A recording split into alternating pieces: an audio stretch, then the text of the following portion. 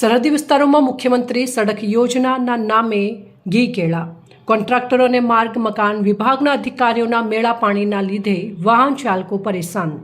2024માં મંજૂર થયેલા અને 2025માં પૂરું કરવાના ટેન્ડર બહાર પાડવામાં આવ્યા હતા.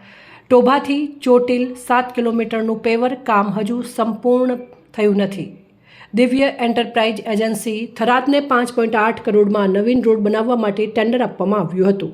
સમયગાળો પૂરો થયો હોવા છતાં માર્ગ અને મકાન વિભાગના ક્યાં અધિકારીની રહેમનજર તળે આ કામ પૂર્ણ કરાયું નથી.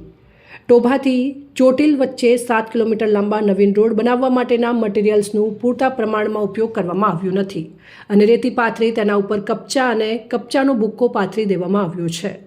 આ રોડ ઉપર કામ પૂરું કરવાનો સમયગાળો પૂર્ણ થયો હોવા છતાં ડામર રોડ પેવરનું કામ થયું નથી. તો આ રોડ ઉપર ડામરનું પેવર કામ થશે કે પછી કોન્ટ્રાક્ટર અને માર્ગ મકાન વિભાગના અધિકારીઓ વચ્ચે નાણાકીય લાભ મેળવીને ઓહિયા કરી દેવામાં આવ્યું હશે તેમ લોકોનો ગણગણાટ કરી રહ્યા છે. આ બાબતે વાવ-થરાદ જિલ્લા વહીવટી તંત્ર જવાબદારો સામે કાર્યવાહી કરીને વાહન ચાલકોને પરેશાન થતા બચાવશે ખરા કે પછી સબ સલામત હેના નારાનું ગણગણાટ કરશે તે આવનારો સમય બતાવશે.